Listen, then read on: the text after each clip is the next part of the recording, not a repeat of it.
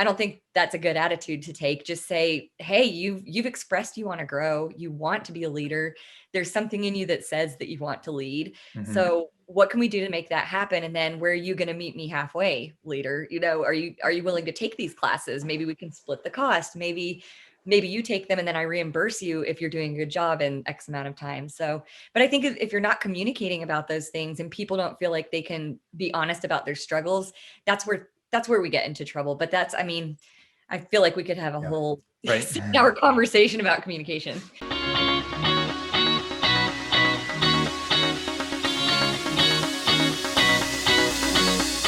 Hey, what's up? Welcome back to the Cash PT Lunch Hour podcast. This is Aaron, and today my special guest is Meredith Castin. Meredith is a physical therapist who I met 2015 at CSM or so, walking around the whole exhibition center, and we chatted, and it's taken 5 years for me to get her on my podcast. She runs the non-clinical PT, so she's helping other physical therapists create work and jobs and help other people without just feeling constrained to clinical life. So Meredith, welcome to the show. Appreciate you being here. Thanks for having me. Did I kind of get that right? Like what you do and who you're helping? Yeah, that was great. It's all about helping people keep their identity as PTs, but also explore what else is out there so that they're not starting over if they don't want to treat patients anymore. Mm-hmm. That's awesome. So tell me, what are some of I can probably guess, and they're probably some of the same reasons people end up like starting a cash practice, but what are some of the big problems people are having, who you're helping? Like, what are some of the things that these physical therapists are struggling with in their clinical life where they're like, I got to get out of this? I think it's pretty multifaceted, and it's probably not going to surprise anybody what the answer is. It's expensive to become a PT. We all know that. And then the raises just aren't there. There's not always a lot of career growth. There might be some growth in terms of your title or your responsibilities, but often you don't get the commensurate pay with that growth. And I think in a lot of cases, there's not a whole lot of respect. So one of the things that I've really come across a lot is people move into these clinic director roles and they get so excited and then they're sort of capped out there and they hit the glass ceiling. And one of the reasons is that they're expected to carry a full caseload. And so they think that they're going and they're growing and they're growing their careers, going into management. And then all of a sudden it's like, hey, we expect you to be a really stellar manager, but only on top of your 75% caseload. And so what ends up happening is the patients aren't going to see themselves. So then managers get kind of stifled there because they can't really move up the ladder because they're not really doing their managerial duties that well because they're too busy doing patient care. And so we kind of see that in a lot of the traditional growth pathways in PT. Mm-hmm. It's a lot more responsibilities, not always a lot more recognition or pay. Right. That's funny. It's not unsurprising, but it's that, okay, I've got this job as a staff PT and I have opportunity to make more money. So I now have to go be a manager, and now I'm managing other physical therapists, but I still have to treat a full caseload. Yeah. What are some of these, what are the additional responsibilities people have as a, in quotes, manager now? And are they being like trained on how to do that? I'm glad that you said that, because no, in many cases, that's the other issue, is that they're not really getting sort of prepared for these roles. And I would argue that, okay, it's not necessarily the company's job to train you and make you manager ready. You definitely should be prepared to put in some of the work yourself and go take some leadership classes and go read some leadership books and all of those things. It kind of falls on your shoulders to become a good manager. But I think when your hands are tied and you're so busy treating patients that then 4 p.m. rolls around and it's your manager time and you're completely exhausted and you have to do your documentation. And then, oh yeah, you have to run the numbers for the budget, or you have to do some HR stuff, or really whatever it is, you have to work on culture. Mm-hmm. What's going to take the back seat? It's probably going to be the culture. And so that's what I see happening a lot, is you have these stellar, hardworking, really talented PTs, PTAs, and really other professions too. They get promoted because they're so good in the clinic and they're ready to grow their career. And so then they're moved into these roles and then they kind of burn out, and then they want to leave the profession altogether. And it's not just them. It's everybody has their reason for wanting to leave. I have new grads coming that say, I knew when I was in clinicals that I didn't want to do this. And then I have people who've been in the clinic for 25 years and they say, I still love it, but my back hurts, and everyone in between. So I think that's just one common scenario that someone will kind of be on that growth track. And then I just hear it a lot. They go, I became a manager and it was just not what I thought it would be. And there was no upward mobility and I burned out. And now I just want to go sell real estate, something Yeah. completely different. Yeah. So they're getting to the point where they're like, I don't even want to treat patients anymore because this just sucks. Yeah. Yeah. And in many cases, it's not that the treating patients part sucks. I think it's just everything that goes with it. Mm-hmm. And that's going to depend on what their personality is. So somebody might say, I really can't stand the documentation, but I would sit and treat patients from 8 to 8 every single day and never worry about it thing. Yeah. And then other people would say, I just wish I could document all day and play with the EMR and just streamline it and so everybody's got different things they don't like about it. But I think what's expected of us as treating PTs is to get out there and kind of meet unrealistic expectations. The insurance companies are saying they want a mountain of paperwork for every single patient and prior authorization or post-treatment authorization. And then you've got these clunky EMRs that are freezing on you and old equipment. And then you've got patient satisfaction. And then sometimes the clinic might flow really well, or you've got a tech bringing back the patient.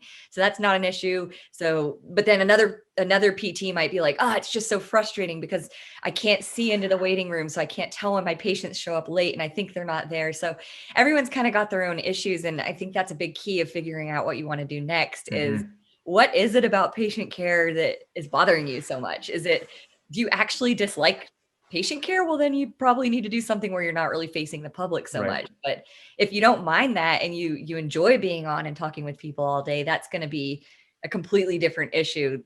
And you probably don't like being in front of a computer all day. In that case.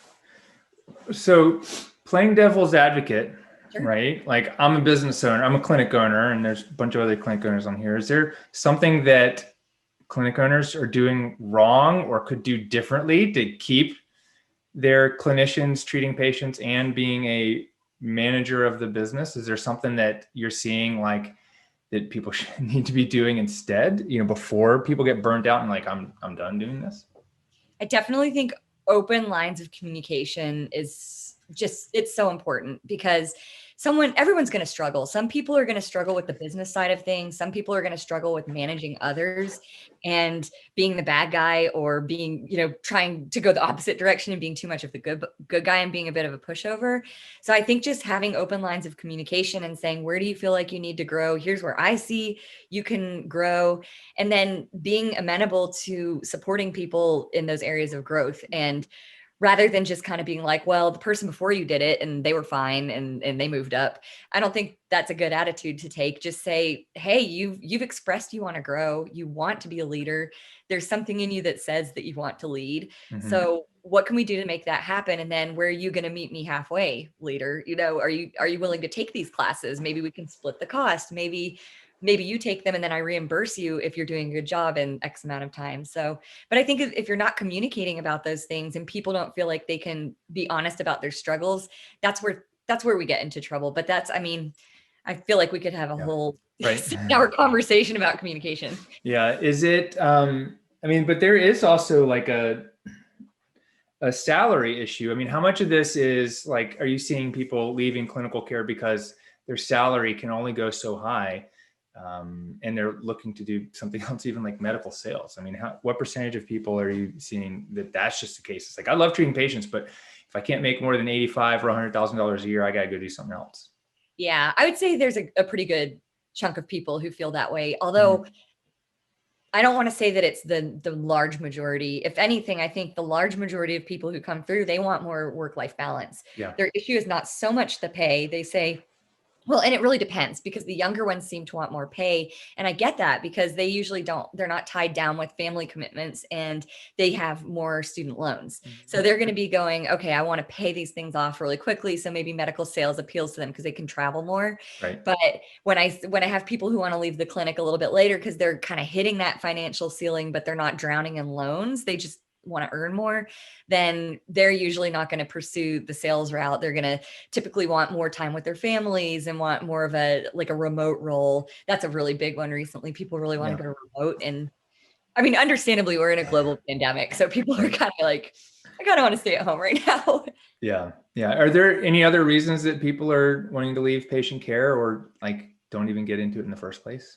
Yeah, I mean, I think for some of us, and I'll just throw myself in this category, I think some of us kind of feel too much. And that was always my issue, is I would just take my patient's pain home with me. And if they had a bad day, I'm kind of an empath type. And so if they had a bad day, I had a bad day. If my coworkers had a bad day, I had a bad day. If everybody around me is happy, I was happy. And so I think for some people, it's a very empathetic field in a lot of ways, and you're really listening to people. We all know this. It's not just treating their knee, it's treating everything that the knee has affected. And so I think there are a lot of people who leave just because they don't want to deal with OPP, with other people's problems. They want to deal with their own world and their family's problems or their own problems, and that's that. And they want to be with like charts and graphs the rest of the day. Yeah. So now that you opened the door, what was your story? Like how long did you treat patients, or did you? And what was it was it just the fact that it was really tough to balance how you felt day to day, that kind of sent you out of patient care?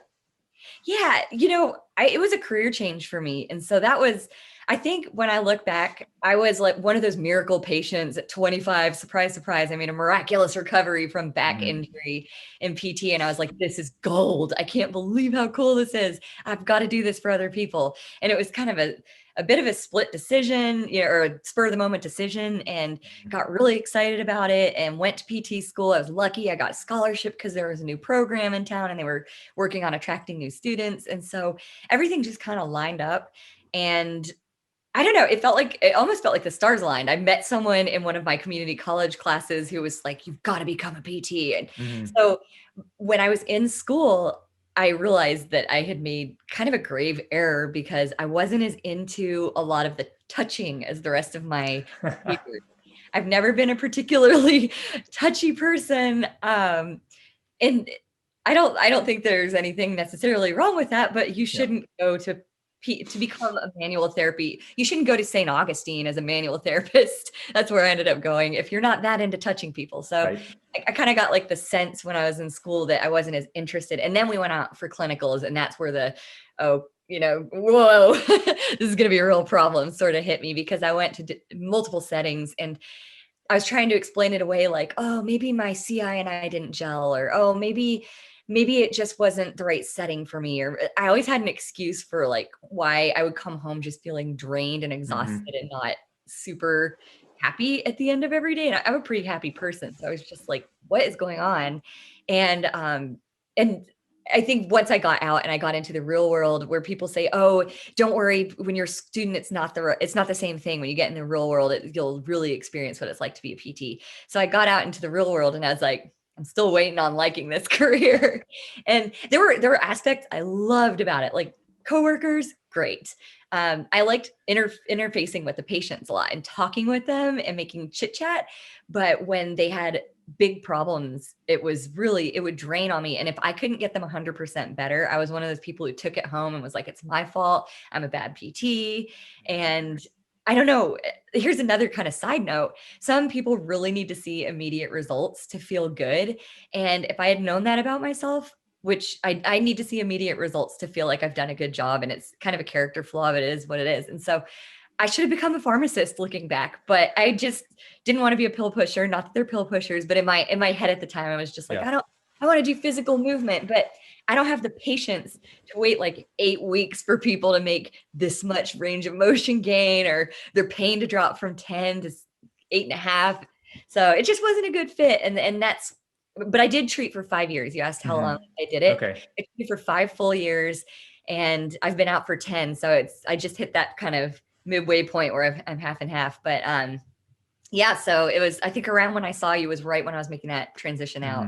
Wow, that's awesome. So what'd you do to, like, what happened where you made a decision like, I need to do something different outside of clinical care, and what'd you do to start making that happen?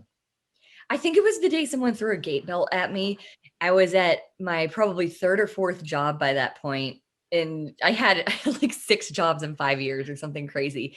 And I remember I was just treating this guy, and he was a jerk, and I was trying to get him to work with me because I was like, I've just got to get you out of bed. He had a really bad accident, and he really shouldn't have been walking without a gate belt. Mm-hmm. So I was like, just let me put the gate belt on you. Let's get up, walk around. It's part of your discharge planning. And I was trying to appeal to him, and he got super mad and threw the gate belt at me.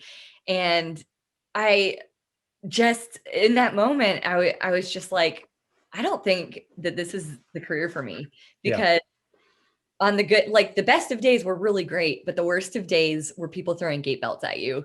And I mean, it was a hard throw. And so yeah, it wasn't just kind of giving it back to me roughly. Yeah. And so I was just thinking, I just feel like there's got to be something else. And having been a career changer, I thought I could just I thought I could just turn around and go back to web design and graphic design, which is what I started out doing. Mm-hmm. And my skills were just so obsolete after about, 5 years at that point of not working in the field, that nobody wanted me. And nobody wants someone who's like, I'm going to go be a PT. Oh, just kidding. I'm going to come back and be a graphic designer. Like Right. my resume was a mess. So Yeah. So what'd you do? Because, like obviously something worked. So yeah. was it, yeah. Well, it was a couple of things all at the same time. I applied for a rehab liaison PRN job, and it was such a long shot because, by the way, this whole time I was sending out resumes. And the thing is, my sister's a career counselor and a career coach, so she was trying to help me through all of this, but I wasn't listening, and I wasn't taking her advice, because she was like, well, try and figure out what you want to do and then do it. And I was just like in this state of panic and frustration and fear and sadness. And so I was just flinging out resumes and nothing was happening. And finally, this PRN job, it didn't hear anything from them. So I reached out to a friend who worked there as an OT, and she was like, they said that never got your resume. It just never got to them. And so it was sort of like a bell went off when I realized that I kind of had what I felt like was the perfect background by that point. I'd worked in every setting they wanted. I knew FIMS. I knew all the stuff they needed you to know. And so the fact that they didn't even get my resume was this like wake up call. And so she was able to pass my resume to the hiring manager. We had a great interview. I was hired, and I was PRN at that job. And so, and you met Brett Kestenbaum at the time, right? He and I met, and we created a website for new PTs around the same time called New Grad Physical Therapy, which is no longer in existence, but it's part of Covalent Careers now. So he basically had come up to me at my other like PRN job that I was doing. He said, he was a brand new grad, and he's like, I don't think I want to do this long term. And I was just like, yes, there's another one of me. So we got to talking. I think it was over Thanksgiving 2014, maybe. And we were having a meal at the hospital. Like, is this all there is? And we ended up launching this website, and I got the taste of what it was like to use my background in a completely new way. And so between the PRN rehab liaison job and running New Grad Physical Therapy, that was 2015, 2016. Oh man, I was suddenly just like over the moon happy with my career. And that was all I needed to know. It's like, okay, you definitely are not a patient care person. That's awesome. Congratulations. That's really cool. So with New Grad Physical Therapy, you guys were doing articles and interviews and creating a resource for other new grads, right? Yeah. And that was always kind of a part of Covalent Careers. And it was this family of websites, and I could go through the whole, company structure, but I don't want to bore everybody. But that was basically, they kind of already had a plan for the website, which was really nice, because at that point, all I knew how to do was write and make graphics, because I had been a graphic designer. My web design skills were obsolete because I was designing before WordPress was even around. I'm like dating myself. Yeah. I built 2 HTML websites in 1995. Yes. Okay. So we're probably around the same age, because I was in high school around when when the web was happening. Yeah. So, So, I mean, that was my background, was HTML, CSS and everything. And so they were running the New Grad family on WordPress. And so I had to learn WordPress, and then that was fine, but I didn't know anything about content marketing. I didn't know anything I was like one of those people who refused to be on social media. So Brett had to convince me to get into Facebook groups and drop articles in there. And so yeah, I had to learn all of that stuff. And then I just continued to learn all of that since I left them. But that was the thing. I worked with them for probably 2 or 3 years. And then I ultimately ended up leaving mainly because I was having so many people reach out to me. Every time I would send an email blast with these new grad articles, Mhm. people would write back being like, okay, that's cool, but I don't want a PT job. I want to do something like what you're doing. And so you keep talking about being a rehab liaison, or you keep talking about like you write and you run this website. How do I do that? And so I started informally coaching people on the phone and just taking calls. And I had to move them to the weekends because Brett and Matt were like, hey, this is company time. Do Yeah. the coaching on the, on your own time kind of thing. And so I was fine with that.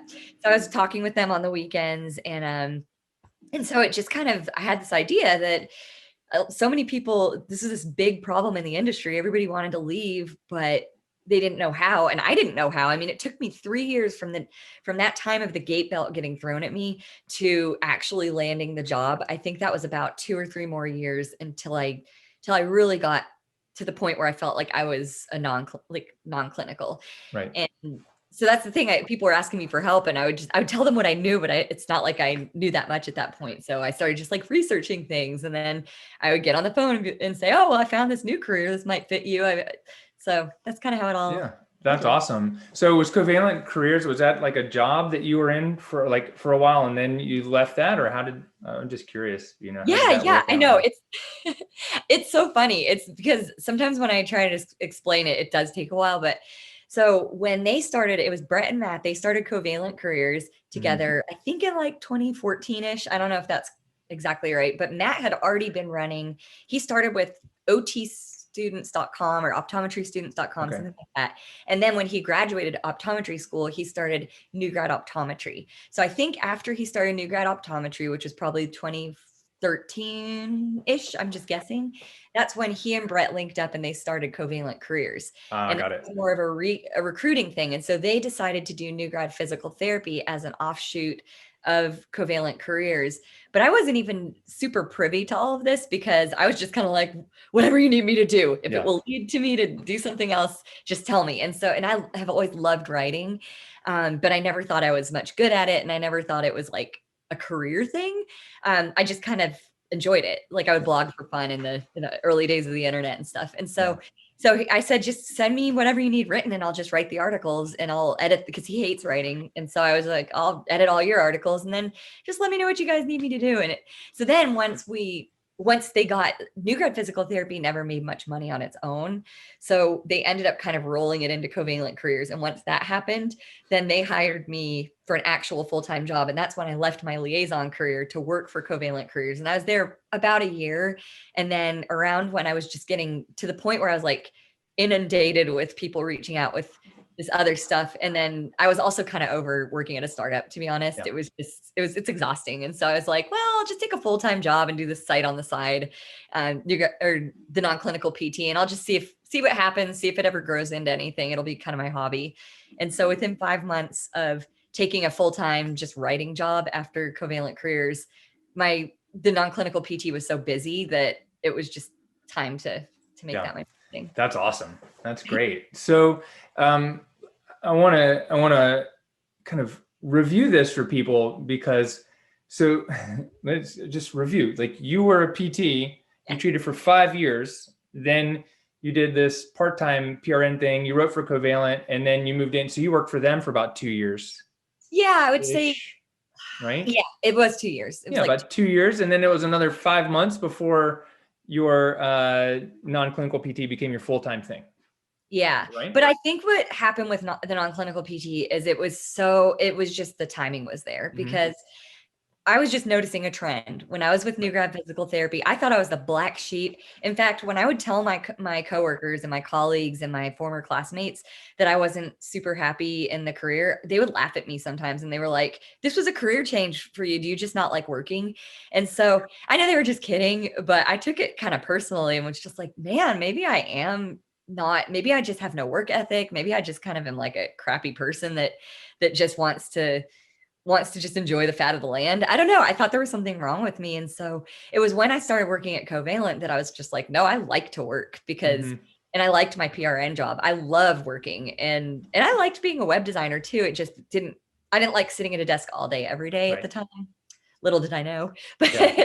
But, and so basically, I would say the 5-month period between when I launched my site to when it became something where I felt like I was comfortable making it my full-time job, it was more that I was getting like freelance assignments through that time too. So I had Web PT, I guest posted for them a few times and they said, "Hey, do you want to do some freelance writing?" And then I Yeah. had someone from OT Potential reach out and say, "Hey, do you want to do some freelance?" So I was able to, I don't want people to think, "Oh my gosh, I built the non-clinical PT and it became this huge thing in 5 months," Well, because it that's the was. point I was trying to make, is Yeah. that you've spent about 10 years doing it. Yeah. Yeah. It was like there's a 5 years of treating and figuring things out, and then the whole 2 years of writing for someone else and answering people's questions, and then that 5-month period, like, of you going, okay, here's what we like. That's the point I'm trying to make, is that it's not an overnight success. A lot of overnight success is Right. take years to make, Yes. right? Yes. And I'm really glad you put it that way, because I think a lot of times people, they might see someone kind of pop up quickly and gain traction quickly, but I already had a huge network of people I'd been coaching and working with, and so I had testimonials right away. And yeah, it takes years. And then same thing with a course. People, I think, sometimes think you can put a course up and it's just the super easy thing and it just makes money overnight and it's passive income. I'm always like, ooh, passive income is, I mean, it's passive once you grind unpaid for like 2 years. Right. And then it's passive until your next launch, and that kind of thing. It's like, it has moments of being passive, but you have to continue working on it in the back. So Yeah. Yeah. I mean, passive income doesn't mean that you didn't do any work. It yeah. just means that you're not trading time for money. Right. Right. Exactly. So now with non-clinical PT, you have a pretty popular Facebook group. And do you have like courses or mentoring, coaching, or what other ways are you helping people? Are you matching them up with other employers, or what Yeah. kind of Yeah. things do you do? So the main thing that I have is my online course. It's Non-Clinical 101. And in that I cover the 25 most common, kind of easiest to pursue non-clinical career paths that you can make a fairly smooth transition into. You might need a little bit of extra education or a certificate or something, but it's a fairly easy transition. And then we go over resumes, cover letters, interviewing, negotiating, and then just also deciding which of those 25 career paths is right for you. There's a whole chunk of the course that people like to skip. It's the very first step, but I love that stuff. It's when you sit Right. there, you sit down and you go, what did I not like about patient care? It's everything we talked about at the beginning. Is it the documentation? Is it the being on all day with patients? Is it the fact that you have to go somewhere and be physically present? And so you sit down and you kind of identify what it is that you want out of your next career, because in order to get to the next career, you really need to know where you want to go so that you can make a plan. Because all of us who became PTs, it's not like we were just like, oh, I'm going to go be a PT. I mean, we had to go do volunteer hours. We had to take tests. We had to get grades. We did prerequisites. And it's easy to forget all of that work that went into becoming a PT. And so if you want to make a career change and not just get a job that's not great, then you have to do that. You have to research what's out there. You have to figure out what skills you need. You need to get the skills if you don't have them. And then you need to tweak your resume, and then you need to know how to negotiate and need to know how to interview and say the right things. And so that's probably my flagship thing. And then I have little crash courses that are, sometimes I meet people and they're like, I want to become a clinical informaticist, or I know I want to become like a rehab liaison. And so then they can go take a crash course, because it's that chunk of my course with a little extra on resumes and cover letters. And then I have just kind of, let's see what else. I do coach people. You had asked about that, but Yeah. I do it kind of on a case-by-case basis for people who've gone through my course, because Mhm. what I was finding is we would get on the call and someone would go, I don't know what I want to do. And I'm thinking, man, I have this whole course, and I save them so much money if they just take the course and then they work through all of that. And then we can take the coaching part and actually sit and dig in, and I can say, who do you want to connect with? And I connect them with company contacts I know, and I connect them with the right people. And then we talk through their resume they've already worked on. So we take it from, instead of it's just kind of like a clinical resume that it would take 6 hours to tell them what they needed to do to it. Then it's already been done based on the course. And I say, I caught a couple of things you could tweak here. And So that's kind of the coaching I do. Yeah. I don't really consider myself primarily a coach, but I do these sort of strategy calls and interview prep as needed. Yeah, that's awesome. And that's basically a similar thing that I found in my course, the Cash PT Blueprint, is like the mindset and the vision and goal setting workshops that I've put in there. Less people do those. They just want to go straight to like, whatever else is happening, like set up the business and marketing. And I'm like, we got to start with these other places, right? Yes, because you have to know what your why is, and you have to understand what makes you tick, because we're leaving, people are leaving patient care because they don't feel like it fulfills them or makes them tick. And so then you don't want to end up doing something else that doesn't make you tick just because it sounds cool on paper. Right. So I so relate to that. Yeah. I didn't realize that you had a section like that in your course. But yeah. I mean, you got to have the whole goal setting thing. You got to know what you want, first off, and then you got to have like the right mindset going into it for marketing and for, like patient care and for, like how do we build referrals and all those things. It's a big deal. And, but everyone wants to like do all the good, cool stuff first, and that's why they don't teach you the cool stuff, first. When you go to like karate or taekwondo, you got to learn like the foundations. Ooh, I like that analogy a lot. I sometimes say, it's like a CI wanting to take someone who's gone through PT school before, letting someone loose in the clinic under their license. Right. But yeah, I like your philosophy better because it's a little bit more holistic. Thank you. What, I do want to ask, and I know that you had put this down, but, a lot of new grads I know some new grads who aren't treating patients, and probably the internet makes it a little easier for them to find information, but I'm sure like new grads can do non-clinical, right? I mean, would that be crazy to have a new grad do something that wasn't treating patients? I don't think so at all. It's just when you are a new grad, it's definitely important to figure out what your sort of assets are as a new grad, because someone who has 25 years of experience is going to have a totally different set of attributes to offer to an employer versus someone who's fresh out of PT school. And so I always let people know, just understand what your special sauce is, because if you're coming out of PT school, you might want to work for an MPTE prep company, or you might want to work in clinical sales or something where your sort of lifestyle will align with the job. A sales company is generally not going to hire someone who's got 2 small children at home, who is, sitting in the interview going, I don't want to travel that much because I don't want to leave my family. And so as a newer grad, that's the kind of job that would appeal to you. Plus, as a newer grad, a lot of people are going through these programs where they might get a DPT PhD or something along those lines. So they might qualify for a role like medical science liaison, where they really look for that extreme scientific and research-based knowledge.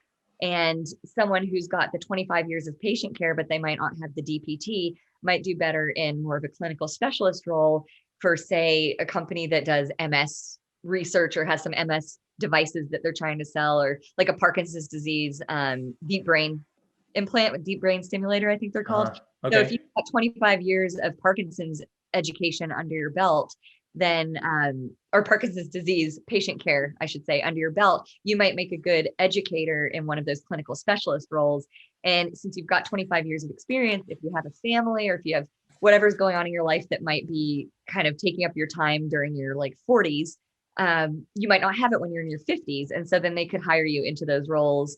And I'm making a lot of generalization, assuming, I don't have kids, but like assuming people have kids in a certain time of their life, or assuming that people have parents they want to take care of. But hiring, ageism is real, and hiring managers do come into things with preconceived notions. So to your point with new grads, just being able to play that up and saying, hey, I'm a 26-year-old or 30-year-old, whatever it is. I'm single, unattached, or I don't have a family. I love traveling, that kind of thing. Just being able to play that up is pretty attractive, so that you don't put the hiring manager in a position where they have to ask kind of an illegal question. Right.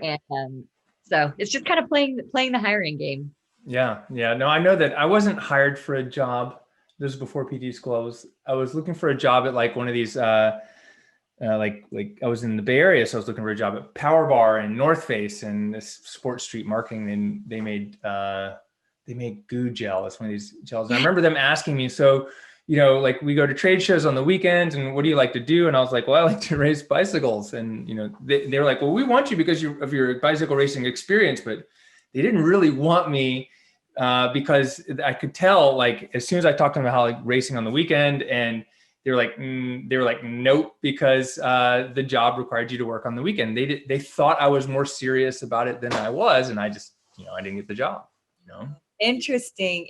Yeah, it's so funny how they ask those questions that are kind of gotchas and gimmies. I hear people saying all the time. I do get a lot of young moms talking about who do I usually have coming in. A lot of times it's young moms or young dads, and they want more time with their kids, and it's interesting some of the questions that they get asked, and it always relates back to the kids thing. Or for women, it's like, are you planning to have kids? And so, technically, I don't know if it's a state thing or nationally, I think it might be statewide, but you're not allowed to ask about having kids in some cases. And so they get real creative about it. Right. Yeah, it's tough, but I can tell you from my end, if someone came to me and was like, I'm hiring you for a job as a physical therapist, and they're like, yep, where do you see yourself in 5 years? Owning my own business. I'm like, I don't feel like, that's the answer that I'm looking for. I'm looking for working for your business is like the answer, but I want people to be truthful as well. Yeah. Meredith, what are some of the most popular or common jobs for people to get non-clinical, and what are the craziest ones that you've heard of? Yeah. Okay. So I'll start with the most popular ones. I will say the one that's like the belle of the ball right now that everybody seems to want is utilization reviewer. And full disclosure, I think I would claw my own eyeballs out if I had to do that one, because you have no variety. I'm a classic variety seeker where like, I want a job where you're doing some of everything. That's probably why I'm an entrepreneur. You probably have a similar thing where I love switching tasks. I love when, if I can't get something done on one task, I can just immediately know that I can switch over to something where I will be a little bit more productive.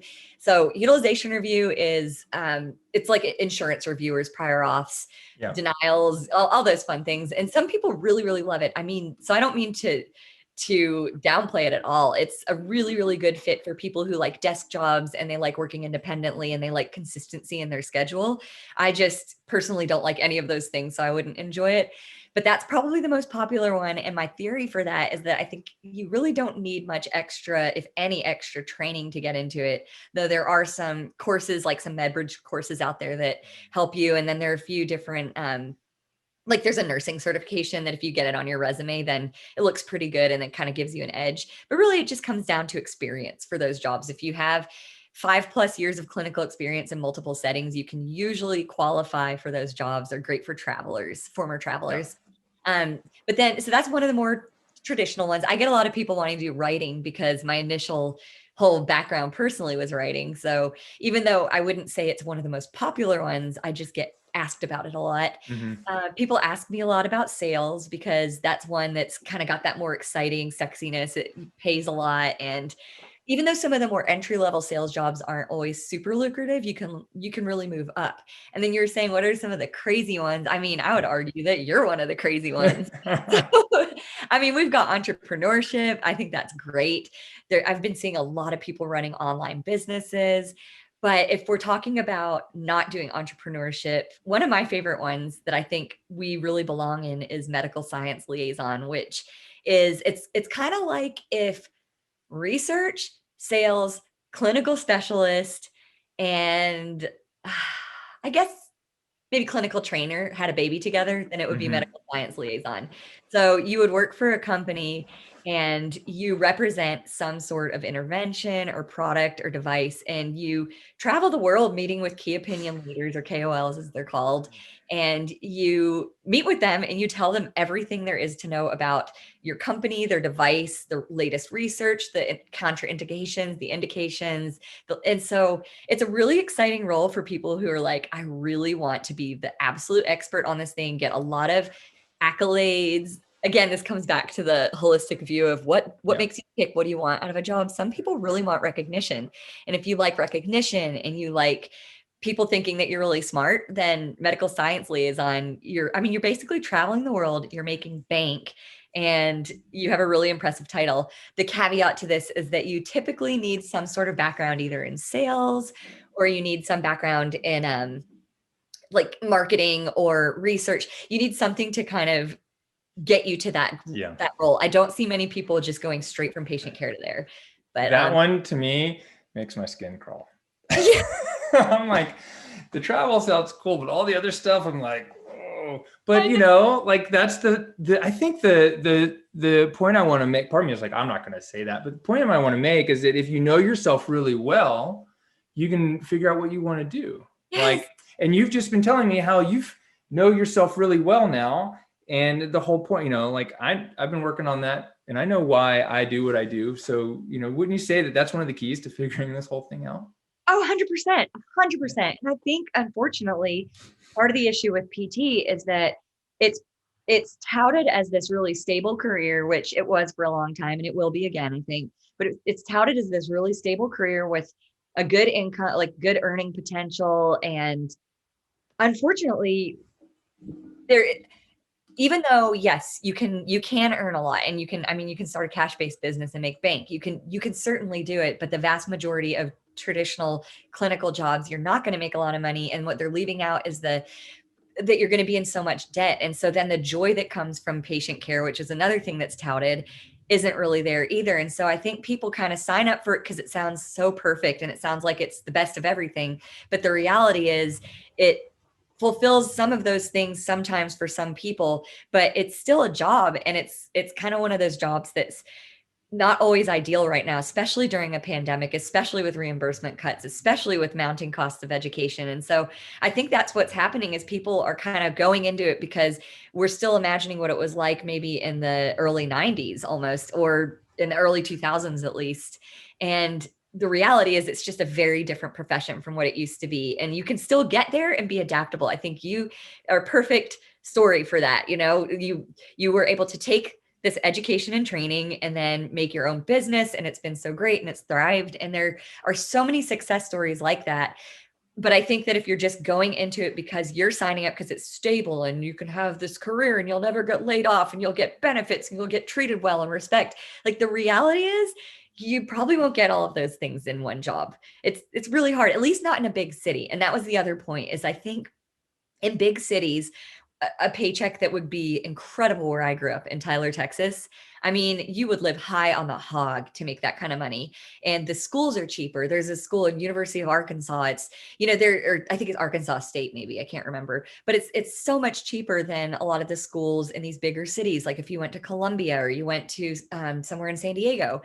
And so people aren't really necessarily thinking about that. They kind of go, yeah, this is this great career. It doesn't matter how many loans I have to take out. I'm just going to do it. I'm going to get there and everything's going to work itself out. And so then if you plan to live in Chicago, or you plan to live in Minneapolis or San Diego or any of these big cities, San Francisco, that paycheck is not going to get you where you want to be. And so I think just so much of it, to your point, is you have to know yourself. You have to know your circumstances. What are your must-haves? If you must live in San Francisco and you must have a certain lifestyle level, you might not want to be a PT long-term. Whereas if you want those same things, but you must live in, the outskirts of Tyler, Texas, then cool. You'll probably be perfectly happy being a PT forever. And anecdotally, I see that all the time. Most of the people who come in and work with me, not all, but quite a few, are in bigger cities because they're seeing a financial cap and it's just not working for them. Yeah. Or if you must live in San Francisco, you must have roommates as an adult. Yeah. Which I did for 10 years. Just Yep. you just got to have roommates if you want to live there. Yeah. And that was been a long time. But yeah, there's a concession. I think it's like you can't always have the lifestyle to live in the city you want. You got to choose a couple different things. Well, yeah, Meredith, that's awesome. Like I think that's a great point that you just made, and really important. If people understand what they want and what their requirements are, they'll find the right fit. Yeah. What like, do you have is there anything else? Did we leave anything out? Like, if someone is maybe disaffected by their career as a PT or their choice, is there any advice that you have for them, or they're just getting burnt out and like, I'm done with doing this right now? Oh, for sure. Yeah. The biggest advice I can give anybody who hits that point is to take a deep breath and don't make any sudden moves. I'm quoting my dad here, but really don't jump from the frying pan into the fire and just take a job, some job, any job, because it's not your current job. Unless your current job is so toxic that it's affecting your health negatively, in which case, yes, make a move. But if you're just kind of feeling disaffected or unhappy, but you can hang on and stick it out, try to take the time to put yourself in a position where you will have transferable skills. You have transferable skills as a PT, but put yourself in the position where you understand what those transferable skills are, and you know where you're going next, so that you can then develop any skills that you're missing, because transferable skills are soft and hard. You've got soft skills like negotiation and building rapport and time management and things like that. And then you have hard skills such as, I know this particular software, or I know how to create a wireframe for like a UX job. I didn't even mention UX. That's another exciting one. But yeah, so there are all these different things to take in mind, or to keep in mind. So I just urge people not to just jump into utilization review because you're scared everybody's gonna saturate it and then you won't be able to get a job. Think about what you want to do, and then really think about what your end goal is. What is your 5-year plan? You mentioned that earlier. What's your 5-year plan? What's your 10-year plan? But I always recommend too, don't just look at it career wise.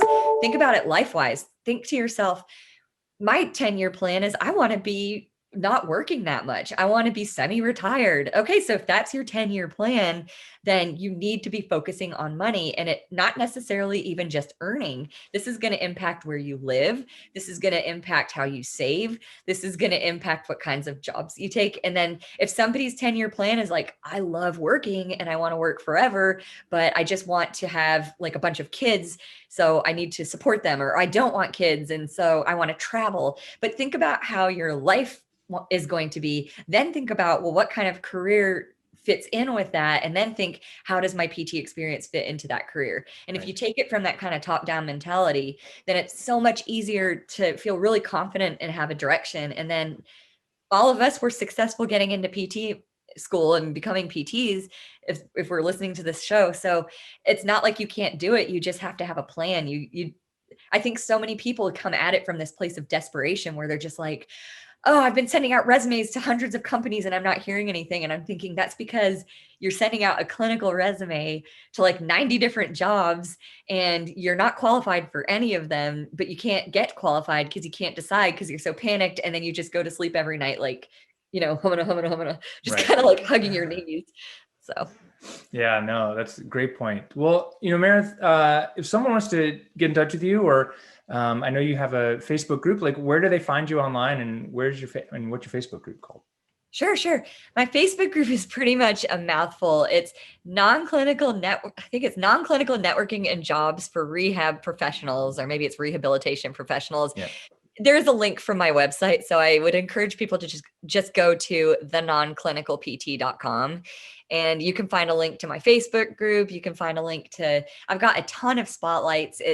I'm too shy to do a podcast like this, but I end up doing spotlight series where it's like I email people questions and I interview them. So it's just a bunch of people who've taken these non-traditional roles. I'm still waiting on your questions, by the way. Oh, you are? Okay. I'll resend them. I sent them. I don't know if you ever got them, but yeah, so it's basically just people who have done unique, non-traditional things with their careers. And I feature them usually most Sundays, or, probably about 40 Sundays out of the year. Yeah. And so I encourage people to start, if they're feeling overwhelmed. You said, where do I start? Start by looking at the Spotlight series, because there are so many ideas in there. And I have heard so many people say, I went to your website and I read the Spotlight and it just like touched my heart and I decided to do it. And now I'm in that kind of position. And when I hear that kind of thing, it's just like the best feeling on earth. That's awesome. That's really cool. And by the way, sorry if I hadn't sent them in, because like my brain has been so full of all these things. Yeah, I don't know that I've seen it or gotten it, or it got buried in my email, because I have 3 email accounts and they just go and pile up. So I understand. Please send that to me and I'll get that done soon. So sure, that'd be awesome. Well, Meredith, thank you so much for coming and chatting with us. This has really been awesome. Thanks so much for having me. This is great. Yeah, we're going to have to do this again before the next 5 years is up.